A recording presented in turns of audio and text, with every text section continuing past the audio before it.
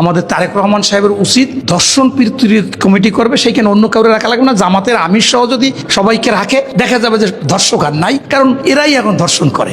জামাত আসলে কোনো মানুষের মধ্যে পড়ে, এটা আলাদা একটা প্রজাতি। জামাতের যিনি প্রতিষ্ঠাতা মওদুদী, তিনি একজন মুসলমান বিরোধী এবং তিনি আমাদের নবী বিরোধী। তিনি কিন্তু একাধিকবার এই মওদুদী বলছিল যে এই মোহাম্মদ তোর কি ক্ষমতা আছে, আমার যে লাঠির ক্ষমতা আছে সেটাও মোহাম্মদের ক্ষমতা নাই। তাই আজকে ওদের একটা আলাদা প্রত্যেকটা একটা প্রজাতি থাকে।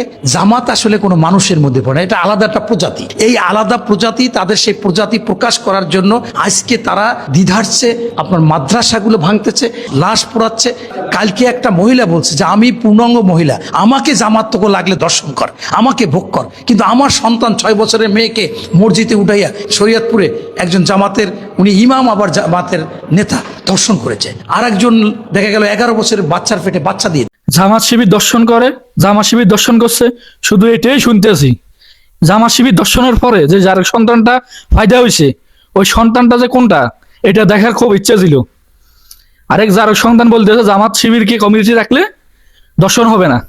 আরে বাইনচোদ, নগদ যে শিশু দর্শন হচ্ছে তোর সরকার ক্ষমতা নিবার পরে, ওইটা তো চোখে পড়ে না? ওইটা দর্শনের বিষয় সাজা হচ্ছে। তুই 71-কে দর্শন করছে, কার মারেকে দর্শন করছে, ওইটা তো চোখে আসে। ছোট ছোট মাসুম বাচ্চারা দর্শন হইতেছে, বড়রা দর্শন হইতেছে। এই পর্যন্ত 71-এর পরে ওইটার তোর চোখে আসে না? নগদ যে দর্শনটা হইতেছে, তুই দর্শন জামাতের ফায়দা হইছ। জামাতের নেতারা যা দর্শন করছে, তুই একটা ওর মাধ্যমে তুই জানোস। এর জন্য স্বীকার কর, আমরা তোর সাহায্য করবো, দর্শনের বিচার করবো তোমার। তুই স্বীকার করতে হবে। তুই সবসময় টকশো আসবি বলস, তুই স্বীকার করতে হবে। 71-এ দর্শন করছে, 71 দর্শন করছে, কার মারা দর্শন করছে তালিকা কর। 71-এ কার মারা দর্শন করছে এটা তালিকা কর, তালিকা বার করি, এটা তালিকা তোরা বার করতে হবে। প্রমাণ কর, বিচার করবো আমরা, জনগণ বিচার করবে এদেশের। আর না হলে নগদে যে দর্শনগুলো হইতেছে, 4 বছরের বাচ্চা গুলা রেহাই পাইতেছে না। আপনি আমি কেউ বাঁচবো না। আমাদের জীবনের বিনিময় হইলেও আমাদের সন্তানের জন্য এই দর্শনকারীদেরকে বাংলার জমিন থেকে বিদায় করতে হবে। এই অপরাজনীতি যারা করে, রাজনীতির নামে যারা সন্ত্রাস পালে, দর্শনকারী পালে, তাদেরকে আমরা রুখতে হবে।